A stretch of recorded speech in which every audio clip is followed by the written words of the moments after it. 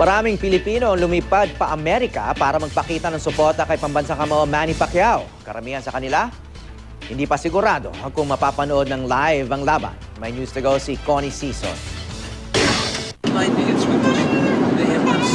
Kahit pa walang kasiguruhan na makakabili ng tiket para makapanood sa laban ni Pacquiao Mayweather sa Las Vegas sa Mayo, tumuloy pa rin sa biyahe pa Amerika ang karamihan sa mga Pinoy na gustong suportahan ang ating pambansang kamao.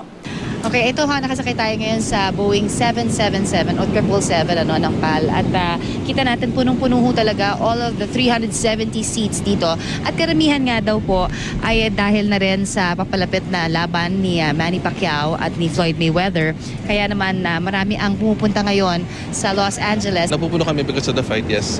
We are expecting a lot of passengers, especially now. We're absolutely full.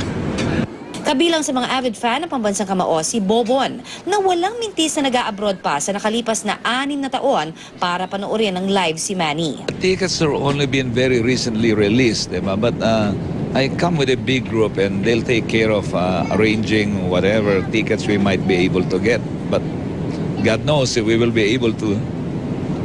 Ang ilang ding bumiyahing personalidad tulad ng negosyanteng si Bong Pineda, wala raw nakuhang libreng tiket mula kay Manny, di tulad ng mga nakalipas nitong laban. Actually, 32 tickets yung nakuha namin kay Manny. Bumili ho kayo? O binigay na? Bili.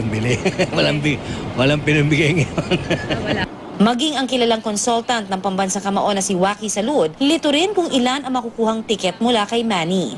Mostly, every fight ni Manny mayroong 8, 6. Ngayon, baka 2. Baka wala, hindi natin alam kasi tungkol sa ticket, mahirap. Ang singer naman na si Arnel Pineda, nanghihinayang dahil makakasabay daw ng kanyang concert ang laban ni Pacman. I wanted to, kaya lang hindi po pwede. Pareho kami ng time eh. 8:30 he fights, 8:30 we play. So may concert kayo? Our manager is trying to move the date so we could watch talaga actually. Samantala, ang mga flight attendants naman, bagamat siguradong di raw makakapanood ng live, todo suporta na lang kay Manny sa kanilang munting paraan. Nag-wish ba kayo na sana that day kayo on duty? Oo, syempre naman. Of course, sino naman ang hindi may gusto na si Pacquiao ang pasahero namin? Oo naman, excited kami. Go Pacquiao! Mula rito sa Los Angeles, California, Connie Sison, GMA News.